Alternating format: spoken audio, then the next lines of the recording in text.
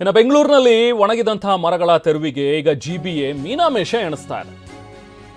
ಬಹುಶಃ ಅದೆಲ್ಲವೂ ಕೂಡ ಅದಾಗೆ ಬಿದ್ದು ಏನಾದರೂ ಅನಾಹುತಗಳಾಗೋವರೆಗೂ ಕೂಡ ಜಿಬಿಎ ಎಚ್ಚೆತ್ಕೊಳ್ಳಲ್ಲ ಅಂತ ಅನ್ಸುತ್ತೆ. ಮಲ್ಲೇಶ್ವರ, ವಿಜಯನಗರದಲ್ಲಿ ಬಲಿಗಾಗಿ ಕಾಯ್ತಾ ಇವೆ ಒಣಗಿದ ಮರಗಳು. ಒಣಗಿದ ಮರ, ರೆಂಬೆ, ಕೊಂಬೆಗಳು ಅದನ್ನು ತೆರವುಗೊಳಿಸಬೇಕು.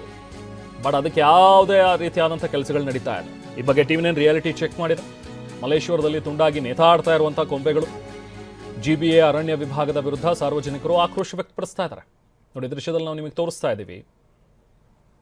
ಎಲ್ಲ ಕಡೆನೂ ಕೂಡ ಮರಗಳು ಒಣಗಿವೆ, ಮತ್ತೆ ಅದು ಚಿಗುರು ಹೊಡಿಬೇಕು. ಇದೆಲ್ಲವೂ ಕೂಡ ಕಾಲಘಟ್ಟದಲ್ಲಿ ಆಗ್ತಾ ಹೋಗುತ್ತೆ. ಆದರೆ ಕೆಲವೊಂದು ಭಾಗದಲ್ಲಿ ಈಗ ಅದಕ್ಕೆ ಬೇರೆ ಬೇರೆ ಕಾರಣ ಇರ್ಬೋದು. ಅದ್ರ ಕೆಳಗಡೆ ಬುಡ ಗಟ್ಟಿ ಇರೋದಿಲ್ಲ, ಯಾಕಂದ್ರೆ ಅಲ್ಲೇ ನಾವು ಕಾಂಕ್ರೀಟ್ ಹಾಕಿಬಿಟ್ಟಿರ್ತೀವಿ, ರೋಡ್ ನಿರ್ಮಾಣ ಆಗಿರುತ್ತೆ, ಅಲ್ಲಲ್ಲಿ ಆ ಕೇಬಲ್ಗಳು ಹಾದೋಗಿರ್ತವೆ. ಇದೆಲ್ಲೇನೋ ಪ್ರಾಬ್ಲಮ್ಗಳಾಗಿ ಕೆಲವೊಂದು ಕಡೆ ಆ ಮರಗಳು ತುಂಡಾಗಿ ಬೀಳುವಂಥ ಸಾಧ್ಯತೆಗಳು ಹೆಚ್ಚಾಗಿರುತ್ತೆ. ಅದನ್ನು ಪಾಯಿಂಟ್ ಔಟ್ ಮಾಡಬೇಕು, ಅದನ್ನು ತೆರವುಗೊಳಿಸಬೇಕು. ಅದು ಜಿಬಿಎ ಮಾಡಬೇಕಾಗಿರುವಂಥ ಒಂದು ಕೆಲಸ. ಬಟ್ ನಾವು ಸ್ಮಾರ್ಟ್ ಸಿಟಿ ಅಂತೀವಿ ಹೇಳ್ತೀವಿ, ಬಿಟ್ರೆ ಯಾವುದೇ ಸ್ಮಾರ್ಟ್ನೆಸ್ ನಮಗಿಲ್ಲಿ ಕಾಮಗಾರಿಗಳಲ್ಲಿ ಕಾಣೋದಿಲ್ಲ. ನಾವು ಪ್ರತಿನಿಧಿ ಲಕ್ಷ್ಮೀ ನರಸಿಂಹ ಅಲ್ಲಿಂದ ಒಂದು ಪ್ರತ್ಯಕ್ಷ ವರದಿ ನೀಡಿದ್ದಾರೆ. ಬನ್ನಿ ನೋಡೋಣ.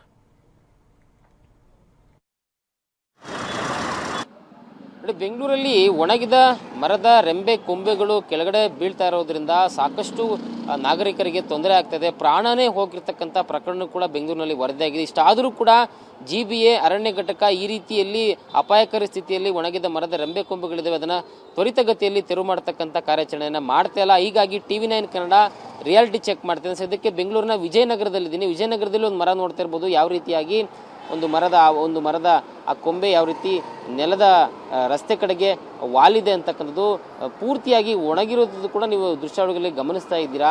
ಈ ಒಂದು ರಸ್ತೆ ಏನಿದೆ, ನಿತ್ಯ ಇಲ್ಲಿ ಸಾವಿರಾರು ಸಂಖ್ಯೆಯಲ್ಲಿ ವಾಹನಗಳು ಓಡಾಟವನ್ನು ಮಾಡ್ತಾರೆ, ಪಾದಚಾರಿಗಳು ಕೂಡ ನಡೆದಾಡ್ಕೊಂಡು ಹೋಗ್ತಾರೆ. ಬಟ್ ಈ ರೀತಿ ಒಂದು ಸಂದರ್ಭದಲ್ಲಿ ಜೋರಾಗಿ ಗಾಳಿ ಬೀಸಿದಾಗ ಅಥವಾ ಮಳೆ ಬಂದಾಗ ಈ ರೀತಿ ಒಣಗಿದ್ದಂಥ ರೆಂಬೆ ಕೊಂಬೆಗಳು ಹಠಾತ್ ಆಗಿ ಕೆಳಗಡೆ ಬಿದ್ದಾಗ ಅವ್ರ ಸ್ಥಿತಿ ಏನಾಗಬೇಡ, ಸೊ ಪ್ರಾಣನೇ ಹೋಗುವಂಥದ್ದು ಅಥವಾ ಗಂಭೀರ ಮಟ್ಟದಲ್ಲಿ ಗಾಯಗಳಾಗುವಂಥದ್ದು ಕೂಡ ಸಾಧ್ಯತೆಗಳಿದೆ. ಸೊ ಹೀಗಾಗಿ ಬೆಂಗಳೂರಿನಲ್ಲಿ ಜನ ಮನೆಯಿಂದ ಈಚೆಗೆ ಬಂದರೆ ಮತ್ತೆ ಮನೆಗೆ ಹೋಗೋದು ಕಷ್ಟ ಆಗಿದೆ. ಯಾಕಂದರೆ ಈ ರೀತಿಯಾಗಿ ಸಾರ್ವಜನಿಕ ಪ್ರದೇಶಗಳು ಅಪಾಯಕಾರಿಯಾಗಿ ಮಾರ್ಪಟ್ಟಿದೆ. ಹೀಗಾಗಿ ಸಾರ್ವಜನಿಕರು ಕೂಡ ತೀವ್ರ ಕಳವಳವನ್ನು ವ್ಯಕ್ತಪಡಿಸ್ತಾ ಇದ್ದಾರೆ.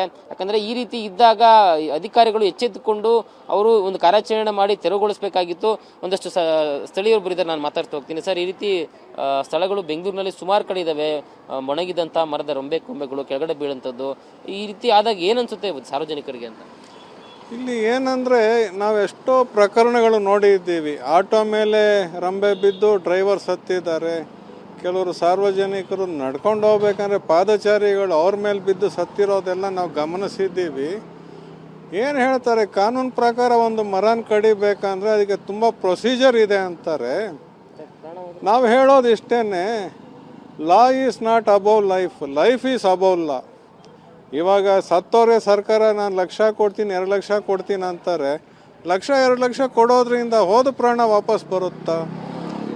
ಕೆಲವರು ತಂದೆ ಅನ್ನೋರನ್ನ ಕಳ್ಕೊತಾರಲ್ಲ, ಆ ತಂದೆ ಅನ್ನೋರು 2 ಲಕ್ಷದಿಂದ ವಾಪಸ್ ಬರ್ತಾರ?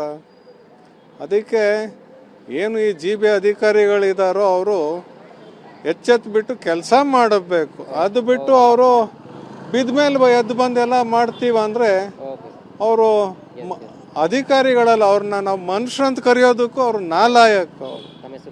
ನನ್ನ ಹೆಸರು ಮುರಳೀಧರ್ ಅಂತ, ನಾನು ಹೈಕೋರ್ಟ್ ಲಾಯರ್. ಸೊ ಇದಿಷ್ಟು ಇಲ್ಲಿ ಓಡಾಡ್ತಕ್ಕಂಥ ಸ್ಥಳೀಯರು ಹೇಳ್ತಾರಂಥ ಮಾತುಗಳು. ಇನ್ನಾದರೂ ಕೂಡ ಜಿಬಿಎ ಅಧಿಕಾರಿಗಳು ಎಚ್ಚೆತ್ತುಕೊಂಡು ಸಾರ್ವಜನಿಕರ ಹಿತದೃಷ್ಟಿಯನ್ನು ಇಟ್ಕೊಂಡು ಕೆಲಸ ಮಾಡಬೇಕು ಅನ್ನೋದು. ಕ್ಯಾಮ್ರಾ ಪರ್ಸನ್ ಸಂದೇಶ್ ಜೊತೆ ಲಕ್ಷ್ಮೀ ನರಸಿಂಹ, ಟಿವಿ9 ಬೆಂಗಳೂರು.